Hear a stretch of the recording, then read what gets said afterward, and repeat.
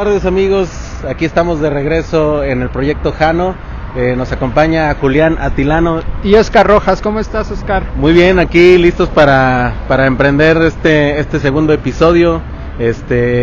Vamos a ver si alcanzamos a visitar a algún amigo aquí que tenemos, sí, ¿no? Cercano. Me dicen que justo en este lugar hay un amigo que últimamente se ha hecho un amigo que nos ama. Famoso, ¿no? Bueno, no es que la gente no lo conociera, pero tal vez hasta está de moda.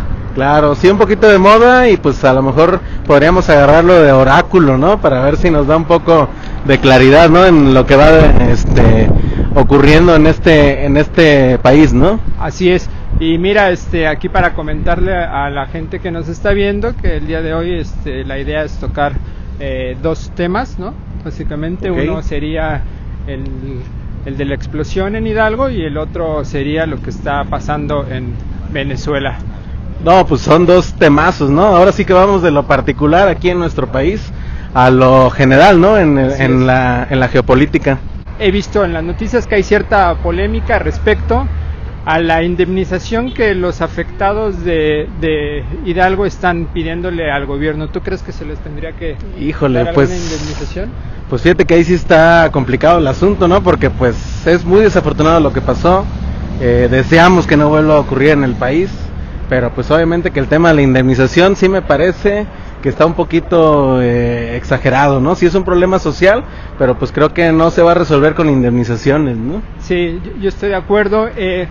Asimismo me parece que ha sido un acierto la forma en que López Obrador trató el tema, en el sentido de no criminalizar a la población, y dar un paso más allá y tratar de verlo desde su complejidad, y señalar que en parte es el resultado de un contexto o de una estructura en donde pues la pobreza es lo que está afectando a la población. Exactamente, sí, yo creo que esa es la gran diferencia, ¿no? Ahí vimos a la derecha lista para tratar de invocar a las Fuerzas Armadas, ¿no? El uso de la violencia, la represión, pero pues yo creo que sí estuvo ahora muy interesante que se manejara más como problema social. Digo, alguno pudiera decir que la indemnización, ¿qué acaso no cubriría uno de esos costos? Pero pues de todas maneras yo creo que es más complejo que eso, ¿no? ¿Tú dirías que si fuera por la derecha, la mitad de la población tendría que estar en la cárcel? Bueno, pues digamos que más de la mitad. Y bueno, a lo mejor también no hubiésemos visto este escenario que tenemos, ¿no? Pues la derecha hubiese fácilmente pactado, ¿no? Con toda esta estructura de lo que se llama el cártel negro, no sé, ¿tú cómo veas? Sí, pues mira, incluso ni hay que preguntarlo, ya van muchos sexenios en donde los gobiernos anteriores, los gobiernos de derecha, justo eso hicieron, pactaron con este cártel negro. Incluso hace unos días se documentó que en el sexenio de Felipe Calderón se dieron a conocer la ruta de los ductos en todo el país. ¿Qué te parece eso? No, pues así está, pues con razón hay tanto piquete, ¿no? O sea, es cuando... Y no es de Bacardí. Saludo a Felipe Calderón. No tenemos nada contra Bacardí, incluso no tenemos nada un ron muy bueno. Sí, no, y no los pagan por eso, es simplemente experiencia de consumo propia.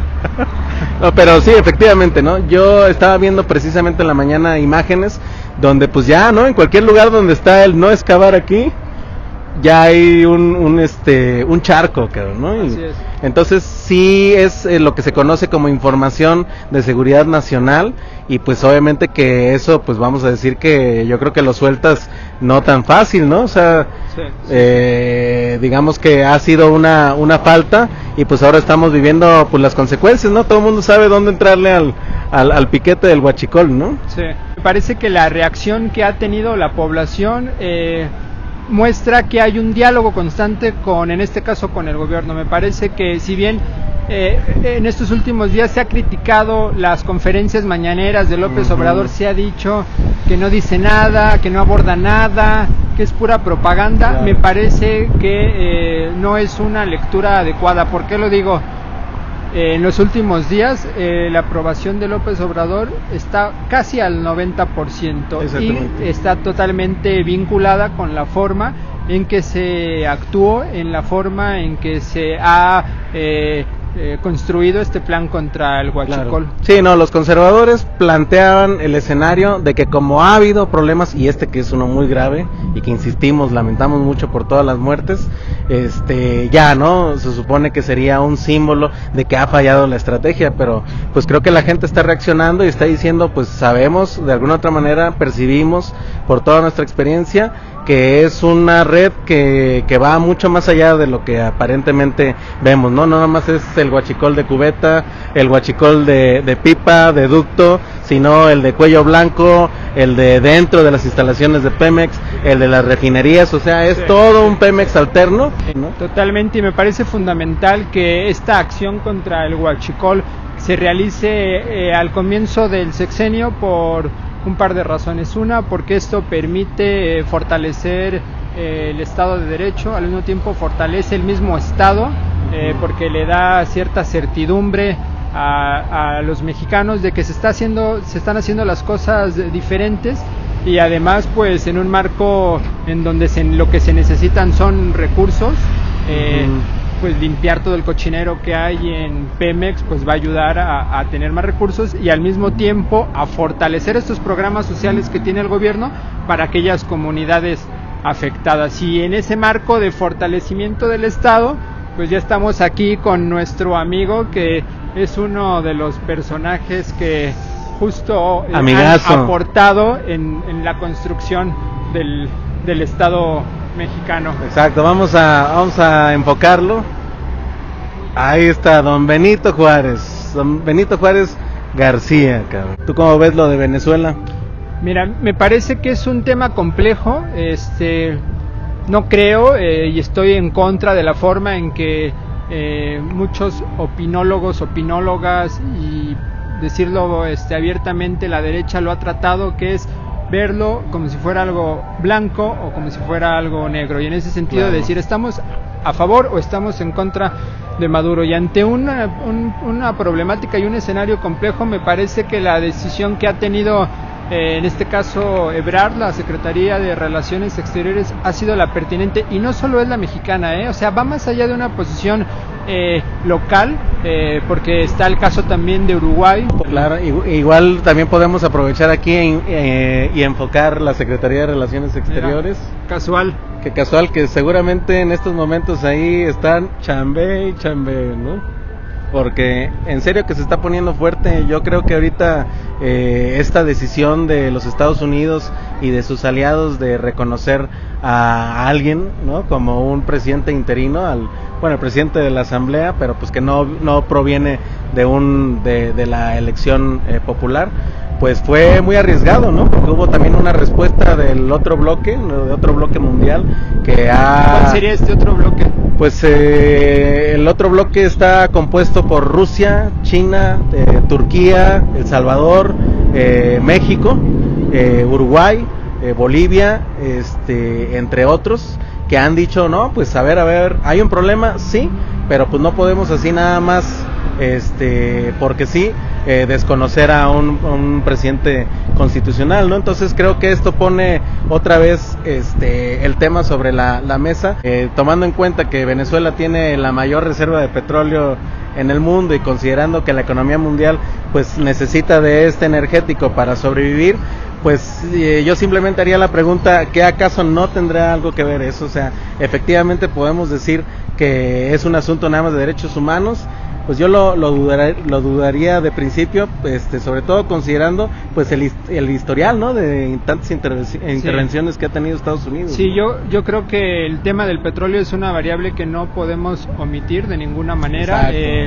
Al mismo tiempo, efectivamente sí ha habido violaciones de derechos humanos al interior de Venezuela, pero también todo el siglo XX, por no ampliar un poco más el panorama, Estados Unidos ha intervenido de manera directa en los procesos en los procesos políticos de cada país. Tan solo en México, en el siglo pasado, Estados Unidos intervino en el golpe de Estado contra Francisco I. Madero, y no olvidemos que dos expresidentes priistas, se ha documentado, participaron con la CIA, ¿no? Claro, no, y incluso también pues hay que recordar, por ejemplo, una cosa interesante, ¿no? Que creo que no se ha discutido lo suficiente acerca de lo que se conoce como la doctrina Estrada, que otro de sus nombres, o mejor dicho, su nombre original era doctrina mexicana, hacia 1930, pero que surge de todo el proceso, de toda la experiencia que México tuvo en el siglo XIX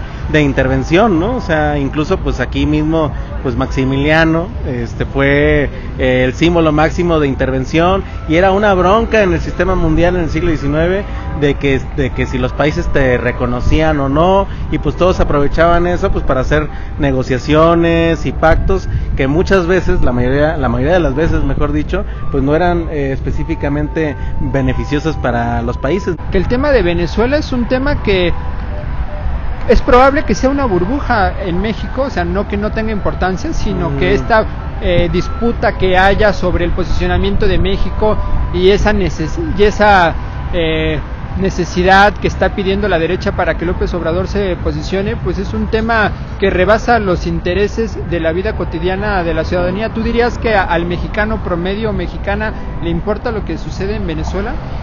Bueno, pues los medios han sido muy activos, ¿no? Con este tema, ¿no? Yo creo que sí ha trascendido una agenda de la cual el PAN ha estado también como uno de los promotores, pero yo siento que en el grueso de la población quizá no tanto, ¿no? O sea, yo creo que también de alguna otra manera hasta ahora el asunto geopolítico ha quedado un poquito rezagado en la discusión pública. ¿Tú cómo verías que están reaccionando la federación, o sea, los gobernadores frente a este plan anti-huachicol? Las afectaciones en este momento al huachicol son en algunos estados, ¿no? Uh-huh. Y son esos estados donde hemos visto la ruta del huachicol, que tiene que ver en este momento con la refinería de Salamanca, y son estos estados afectados donde vemos gobernantes que se han pronunciado. Por ejemplo, desde los últimos días hemos visto a Enrique Alfaro que claro, pues parece que es un berrinche, ¿no? ¿Tú cómo lo estás viendo? Más allá de las problemáticas que está generando el desabasto de gasolina, claro,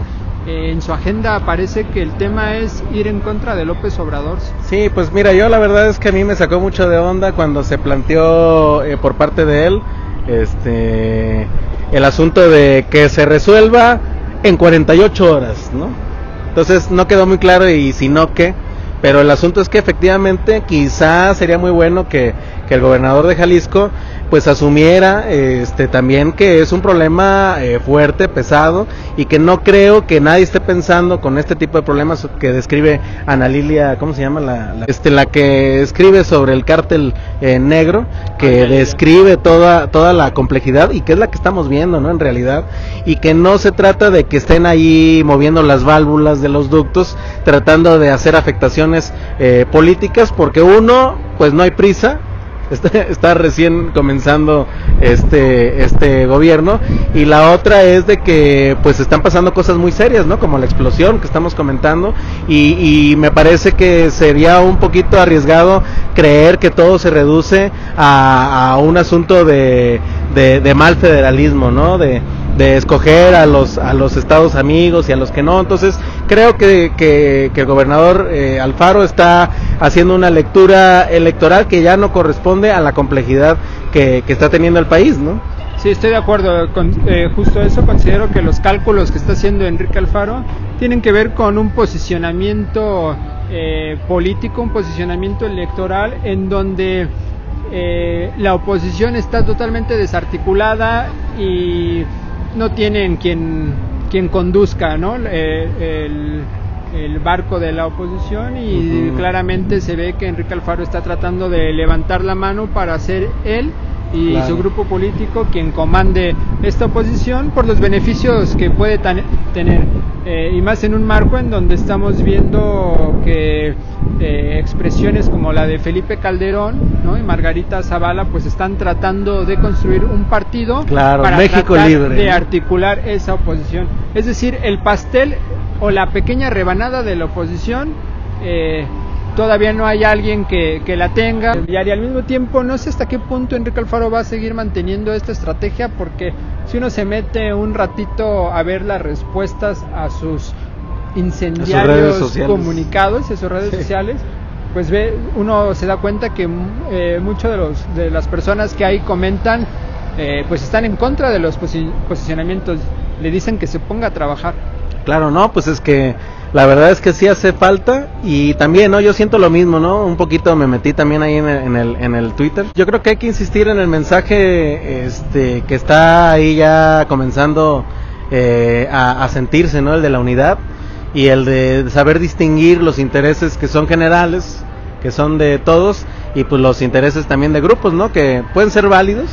Así es. Pero que y que se explica, ¿no? De alguna u otra manera también por las coyunturas. Y que sea transparente, ¿no? Es decir, ¿por qué no simplemente señalar o decir abiertamente, pues somos un grupo político que está en búsqueda o que pretende disputar el poder político central, y estamos en esa ruta, ¿no? En lugar de tratar de buscar en cada coyuntura un problema para posicionar. Exacto. No, y empezar a hacer golpeteos que muchas veces pues no funcionan ni para la nación, ni siquiera para esos grupos, ¿no? Como vemos en las respuestas en las redes. ¿Qué te parece si preguntamos un poco a las personas qué opinan sobre Venezuela? Va. ¿Qué tal? Buenas tardes. ¿Qué le parece lo que está sucediendo con Venezuela y el posicionamiento que tiene el gobierno actual? ¿O su opinión sobre Venezuela? Bueno, mi opinión de Venezuela ahorita es que yo creo que ya el pueblo se está dando cuenta de la verdad, de que deben luchar por sus derechos, y yo los apoyo. ¿Usted de dónde es? De Costa Rica. ¿Cómo ve el posicionamiento de Estados Unidos en esta larga historia de intervención? Personalmente, bueno, no conozco mucho de política, pero sí pienso que Estados Unidos muchas veces quiere tomar decisiones que no le corresponden. Debería ser el pueblo el que se libere, pero no necesita que otro venga a liberar. ¿Usted cree que hay intención de Estados Unidos para intervenir en la política local en este caso de Venezuela? Indirectamente diría que sí hay intención, pero directamente no lo puede hacer, entonces lo hace indirectamente. Ya no es tan burdo como antes, ¿no? Que metía al ejército. No puede hacer eso por muchas situaciones de otros países que también están en contra, ¿verdad? Supimos que Costa Rica se posicionó en contra de Maduro. México se posicionó de una forma neutral. ¿Cómo ve la posición de México? Bueno, yo pienso que así tiene que ser con cada pueblo, sus propios habitantes, la propia población debería defender sus propios derechos y luchar por ellos, ¿verdad? Y eso es lo que trae las guerras, que se meta uno contra otro a meterse en problemas legítimamente de un país. Le agradecemos mucho.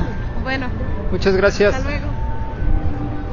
Pues el escenario es complejo, Oscar. ¿Cómo ves? Por un lado claro, ¿no? Hay toda una campaña en donde sí se ha mostrado que hay ciertas problemáticas, ¿no? Problemas, hay un éxodo incluso de venezolanos en Latinoamérica, pero al mismo tiempo se reconoce el intervencionismo de Estados Unidos. Claro, pues sí, es lo que ahorita detecté, ¿no? O sea, estuvo muy interesante porque pues lo primero es, el pueblo tiene que ser el que se libere, de acuerdísimo, ¿no? Es decir, hay una impugnación contra lo que ha estado haciendo Nicolás Maduro como presidente, ¿no? Entonces, hay que recordar que toda la soberanía efectivamente reside en el pueblo, ¿no? Pero de inmediato también tener la salvedad ahorita de reconocer de que hay un problema de los intereses de Estados Unidos en la zona. Yo quisiera señalar que también hay que contextualizar el posicionamiento de los países que están en contra de Maduro y también entender por qué lo hacen, es decir, hasta qué punto su posicionamiento está relacionado con una legítima postura respecto a lo que está sucediendo en Venezuela y hasta qué punto es alinearse con los intereses de Estados Unidos, claro. Porque de otra forma pues habría repercusiones, ¿no? Sí, pues yo sí confío en que se abra ahora la discusión, ¿no? O sea, confío mucho en que ahora la posición que está tomando Uruguay y México de abrir el diálogo puede generar salidas. Incluso Nicolás Maduro ya declaró hace algunas horas que él está abierto a ese diálogo propuesto por la diplomacia uruguaya, por la diplomacia mexicana. Sí, no, parece que tal vez estamos frente a una bocanada estos últimos horas, en donde en un primer momento fue rápido, hay que posicionarnos en contra de Maduro, hay que a la brevedad hacer todo lo posible para cambiar el orden constituido, para poner a otra persona en el poder.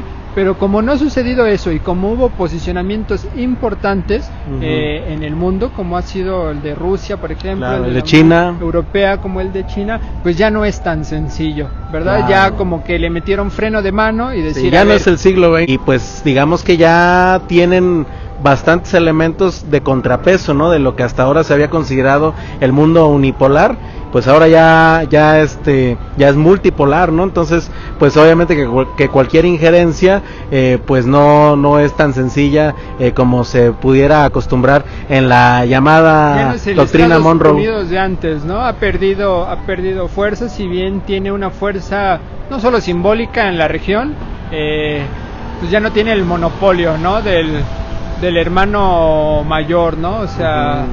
Claro, sí, pues eso es de lo que se trata, ¿no? De comenzar a cuestionar eso, ¿no? Creo que ahorita en la pequeña inmersión que hicimos quedó de manifiesto de que, pues, dice, ¿no? La que entrevistamos, dice, bueno, como no lo puede hacer directamente, lo hace velado, ¿no? Y pues obviamente lo que pudiéramos conocer un poquito como el intervencionismo suave, ¿no? Que si se pudiera decir de alguna manera, ¿no? ¿Cómo ves? Pues muy bien, pues agradecemos a las personas que nos están viendo. No sé si quisieras decir algo antes de finalizar. Pues sí, también ahí comenten ahí en el videíto, nos gustaría mucho también conocer qué están pensando ustedes, para también ayudarnos a reflexionar y pues seguir aquí con estas inmersiones, ¿no? en la realidad y seguir analizando lo que está pasando en el siglo XXI, ¿no? Así es, Oscar, este es Proyecto Jano, nos vemos la siguiente semana. Un abrazo a todos, muchísimas gracias.